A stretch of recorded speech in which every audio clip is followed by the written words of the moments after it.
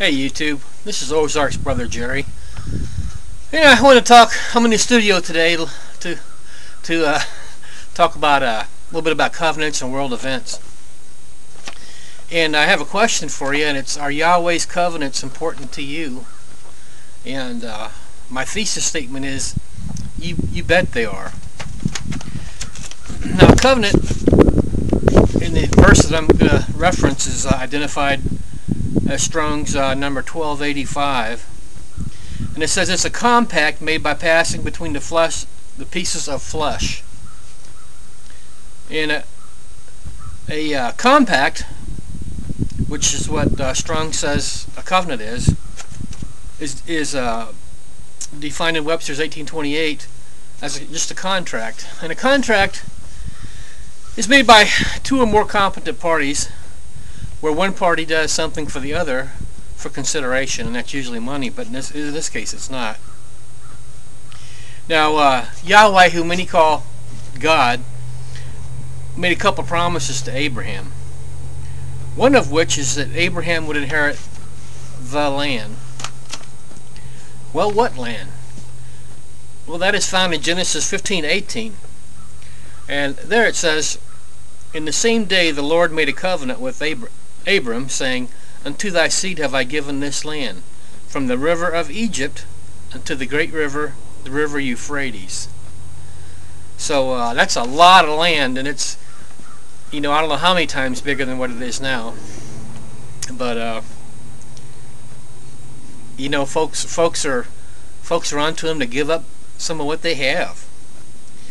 Yeah, so how do you covenant? What is this idea of a biblical covenant?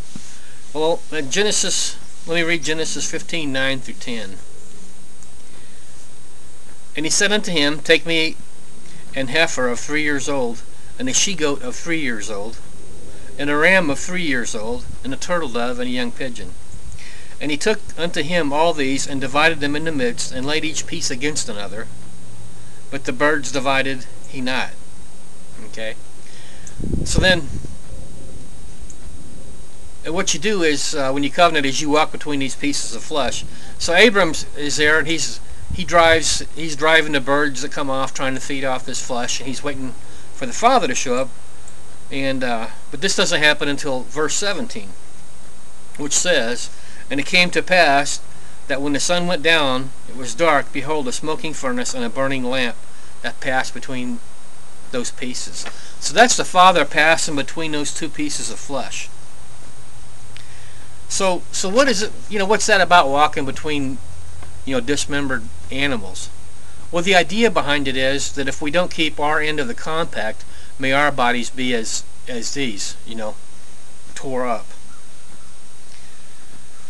So, if the Father covenants or promises something, which he had a number of promises with Abram, do we believe he's going to carry these out or not? I mean, do we separate this from some world events, or do we separate the Father's promises from our life, or do we believe them? So, but there's another covenant too I'd like to mention, and Yahweh has covenanted with you if you'll take him up on it. And this is found in Deuteronomy 29:10 and 11. "Ye stand this day, all of you, before the Lord your God, your captains of your tribes, your elders, and your officers, with all the men of Israel, your little ones, your wives, and thy stranger that is in thy camp, from the hewers of wood unto the drawer of thy water." So who's eligible?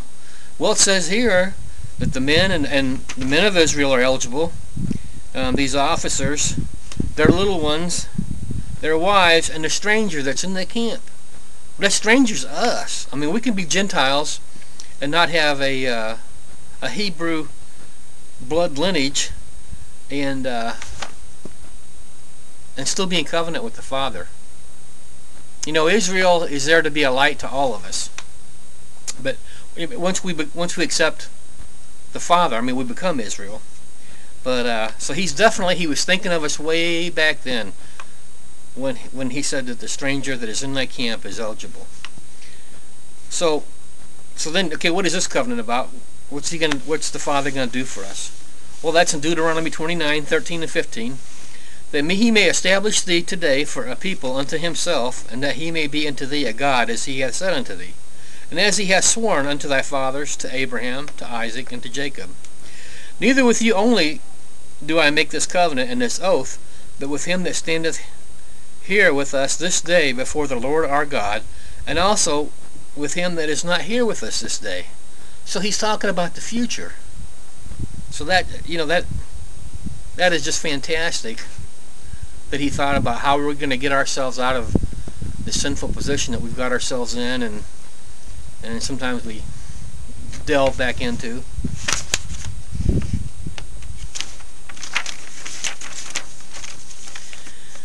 So this is a covenant. What do you have to do?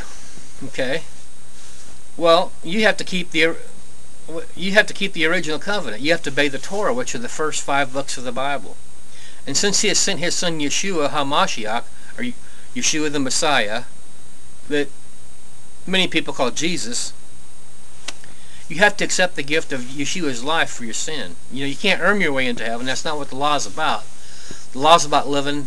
It's a succinct way of living that the Father has for us once, where we are his set-apart people in the covenant. So, but now to the main point of the video. Palestine, via Jordan, has initiated a United Nations resolution to recognize Palestine as a country. This includes making a portion of Jerusalem the Palestinian capital. Unless the terms of the agreement are changed, Israel will cede territory and Israelis will have to relocate. What they're doing is they want to force Israel to sign up to this agreement, and then they've got 2 years to negotiate. I'm not quite sure what they're supposed to negotiate with the West Bank, but if nothing else changes, they have to cede a portion of Jerusalem to be the Palestinian capital. Now, and Israelis will have to actually get up and relocate.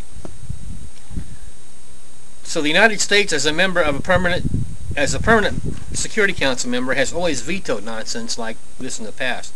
However, Barack Obama or Barry Soetoro, whatever his name is, hasn't indicated what he'll do. So should this come to pass, some see this as a fulfillment of Joel 3:2.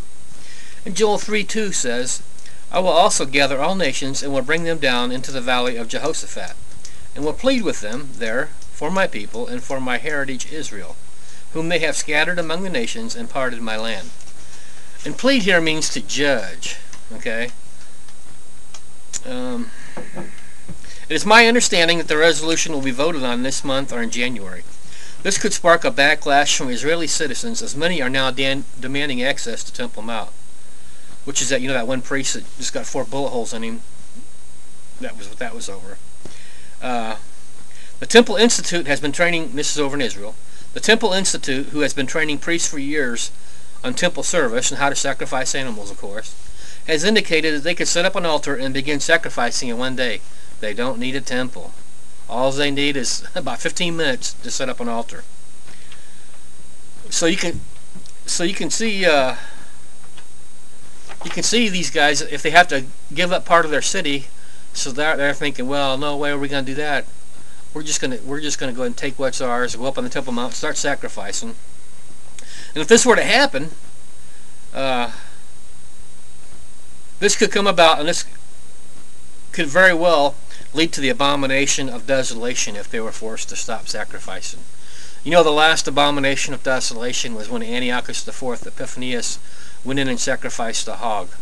On Christmas Day, your Christmas Day, I don't observe Christmas, but on December 25th, according to the Jewish encyclopedia.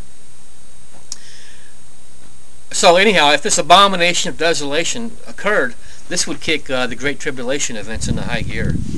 So this is some really important stuff. And as a conclusion, I would recommend, being a bit introspective and ensuring that you have Yeshua's blood for a covering, as well as making sure you're in that covenant with the Father that I gave in Numbers 29.